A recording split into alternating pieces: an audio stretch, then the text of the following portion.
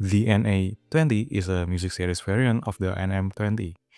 Both have a single dynamic driver and both cost around the same price of $120. Disclaimer: this unit is sent by NFAcous for review.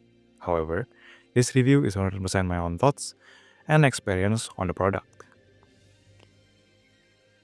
The unboxing experience is nice. The booklet style presentation is nice. It is definitely more elaborate compared to the other NFAcous IEM I reviewed. Included are ear tips ranging from extra small to large size, a case, the cables, 6.3mm adapter, and the IEMs themselves. The NA20 is a light but densely built IEM.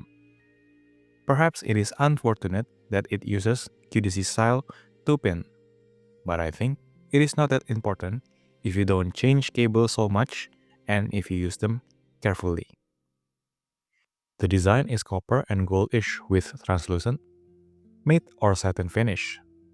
The shape isn't necessarily a pseudo-custom style, but it is quite comfortable. The outside edge does touch a part of my ears, but it is not enough to cause a major discomfort in a short listening session. The NA20 is an overall musical set with a nice technical performance. It offers a fun and crisp listening experience. Let's talk about it. The thing that I noticed with the NA20 is how bassy they are. While yes, the bass is a lot, they still have a very clean presentation. I think the combination of elevated upper mids to treble area made this IEM sound well done, even with the rather big bass it has.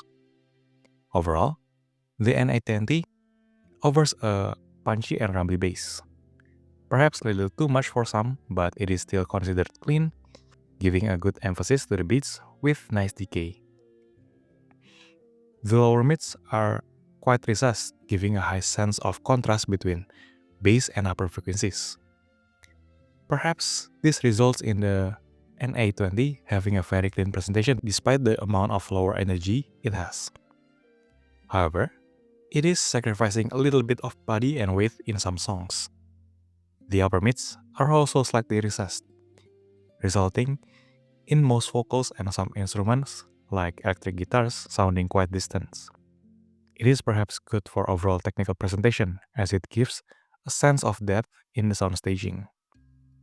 Overall, the mids are nice for those who like a little less intimate presentation while sounding natural-ish and well extended to the treble area. It has a sparkly and airy treble. Perhaps it might be a little too much for those who are sensitive to these frequencies, but for me, I think it is quite nice. The presentation of cymbals are nice, with pronounced hits and nice decay, but I think it does have a slight tendency of sounding quite brittle on higher listening volume and certain tracks. The Mira costs a lot less than the NA20. However, both shares the same configuration of single dynamic driver IEMs. While yes, they have a similar driver configuration, they have a very different sound signature. The Mira sounded slightly smoother compared to the NA20. The Mira also sounds a little rumblier compared to the punchy and rumbly bass of the NA20. The vocals are a little bit forward on the Mira compared to the NA20. The treble is a little bit airier with the NA20 compared to the Mira. Perhaps for vocals alone, I prefer Mira's intimate vocal presentation. However, if I want that grand, bassier, and cleaner presentation, I would choose the NA20. This is perhaps the most similar IEM to the NA20, costing an extra $10 more. The ArpegEar Hane is the first IEM made by Topping. It also has a single dynamic driver configuration, but the Hane does have tuning switches. Perhaps the sound signature is also quite different because the Hane has a slightly thicker body and weight on the mid-range, making the ArpegEar Hane come off slightly U-shaped instead of the NA20 V-shaped sound signature. The Hane also has a lot of bass compared to the NA20. I think if you enjoy a more energetic sound, you could go for the NA20. And if you prefer a more mellow sound presentation, you could go for the Hane.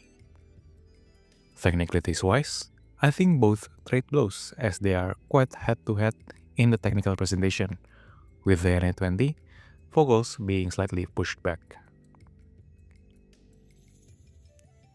The intro does sound a little wispy on higher listening volume, but on lower listening volume, it is not as noticeable. Bass does come off slightly less punchy compared to my usual zero red. But in terms of technical presentation, I find the NA20 excels with their technical presentation.